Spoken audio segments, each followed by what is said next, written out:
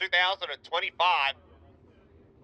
Just like that, we get ourselves set. Gardner, Sullivan, Chad, Chris, we're green. Solomon to that outside, mid-groove, Gardner in the inside of the 45. Here comes Buckingham to P3. 1, 2, 3, going to go at it on the entry out of turn 3. And just like that, we're one lap in the books. And Gardner has his hands full.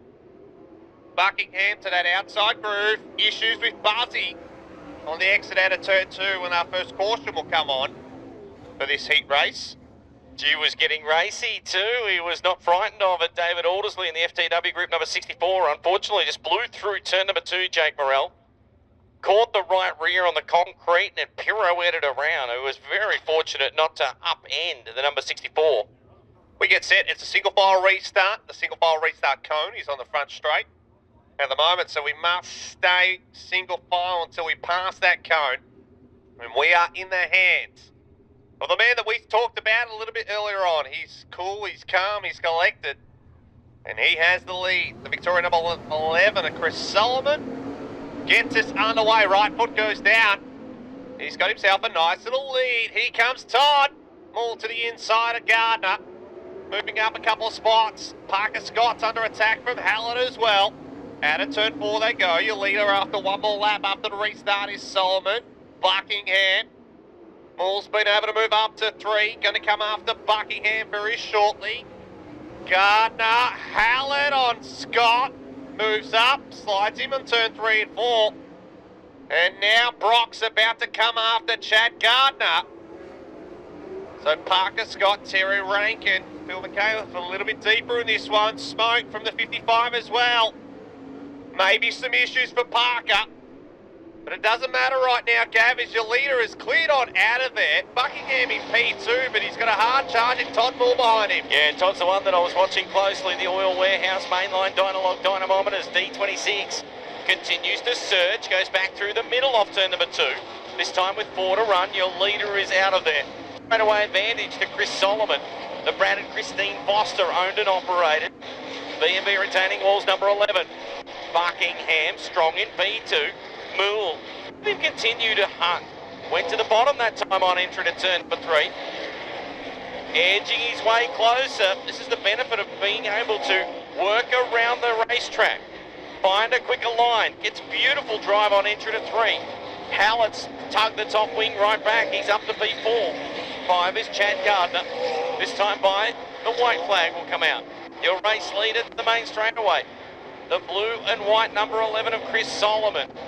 He is all class, no question about that. Just as we talked about the D26 closing for P2, Josh Buckingham opens up a handy advantage.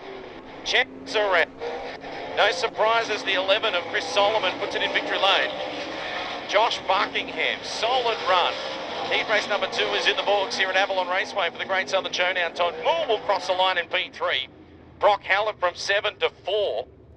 Put your hands together, Geelong, driving the Victoria 11 for B&B retaining walls. Give it up for Chris Solomon. So quietly spoken, but so brilliantly fast. Josh Buckingham did a nice job home in P2.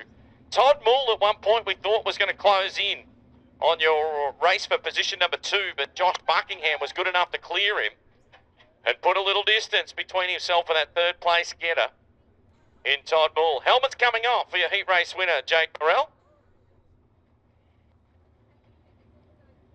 Certainly is Chris Solomon, Josh Buckingham, Todd Moore were your top 3, and the quickest time there was a 12.722 from none other than our heat race winner, is ready to speak with none other than Gavin White down there on the infield.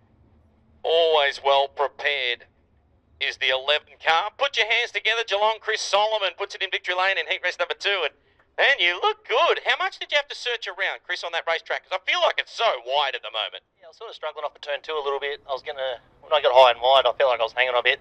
So I was trying to alter my line into 1 and middle of 2 and try and find out what worked. I don't really feel like I found anything that worked, but I felt like pretty decent in 3-4, like I could put the car anywhere and it had decent speed, so I was sort of relying on that, I felt anyway. But I didn't see anyone for the heat, so I was happy to get away with that one.